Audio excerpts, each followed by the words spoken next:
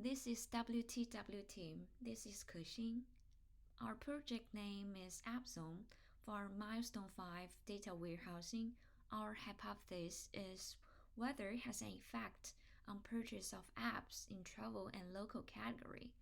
For external data, we found global land average temperature with date, US land average temperature with date, China land average temperature with date, and US 48 states precipitation in 2018 from the following two links.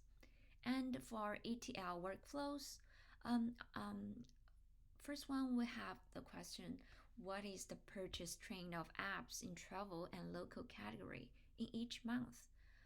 For this graph, first we extract, transfer, and load our existing data tables, apps, and purchase to get the purchase number of apps in travel and local category in the past 3 years.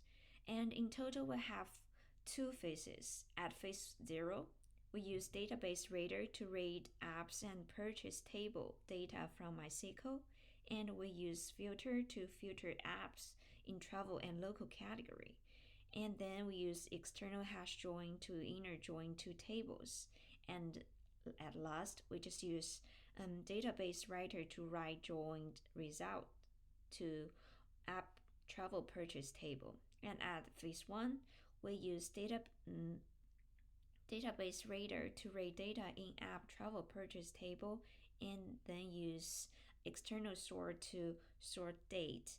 And then we just use aggregate and spreadsheet data writer to count app count for each date and write result to app count date Excel. And for this question, we have another graph, and we just use database rater to rate the Excel that we got from the last graph, and then we use reformat to transfer date to month, and finally we just use external sort and aggregate to sort month and count apps for each month to get the result of this question. And for the second one, what is the average US global China temperature and app purchase amount of each month in the past 3 years? And for this question, we have this graph. And in total, we have four phases. At phase 0, we generate travel app purchase amount and purchase date data from MySQL database. And at phase 1, we get the global temperature, travel app purchase amount data. And at phase 2, we get the US temperature, travel app phase purchase amount data. And at phase 3, we get the China temperature, travel app purchase amount data. And the last one, we have the question: what is average US precipitation of each month in 2018? And for this question, we have this graph, and we use a universal data rater to rate external data, a US precipitation.csv file, and we use external sort to sort state, and then we use aggregate and spreadsheet data writer to get the average precipitation of each month, and then write result of precipitation and average as a result for this question. Hi, this is Haiqing, and I'm going to continue with the other three charts to study the correlation between temperature and purchase amount. We made this assumption because sometimes we know people shop impulsively, so it's not until the time when they're in the mall they start to shop. And similar to travel, sometimes when you feel the temperature change, it's getting warm or it's getting cold, or it's the season that people feel like they want to travel. So the first thing maybe is to download some apps. And we got the data to study the average temperature from Kaggle. And as we see here is average global temperature from 2015 to 2018, and here is the temperature of China during this period, and here is the temperature of US during this period. The reason why we choose these three data sets is because as we know, the global temperature is more representative, and also for the other two areas, because we chose more population, more dense areas, for example, the North America or Asia.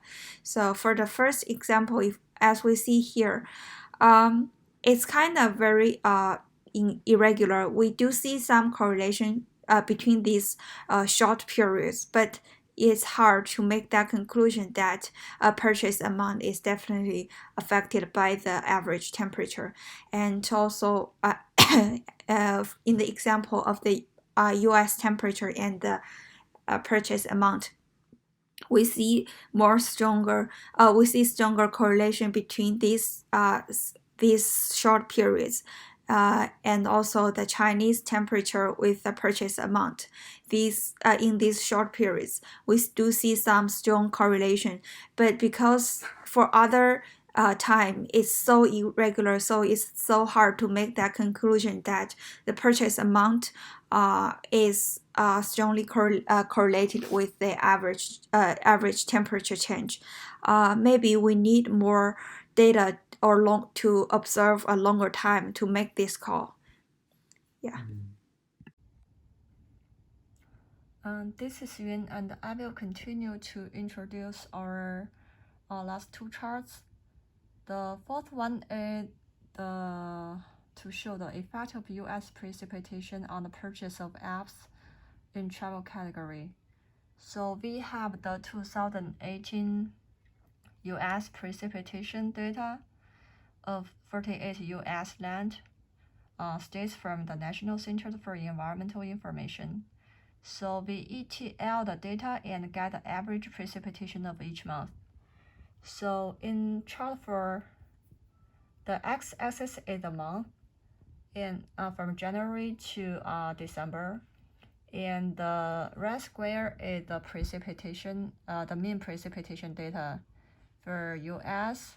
United States in 2018, and the blue diamonds are the app count purchase in travel category. So we can see a very obvious increasing trend for the U.S. precipitation in 2018, but this is not reflected on the purchase trend of travel apps. So we can conclude that the correlation between these two parameters are not that significant. In the last chart, we would also like to explore the effect of season on the purchase of travel apps.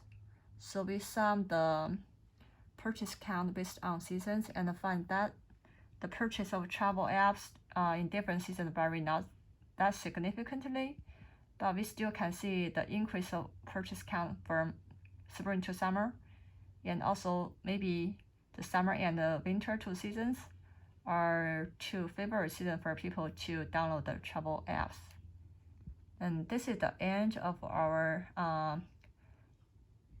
presentation.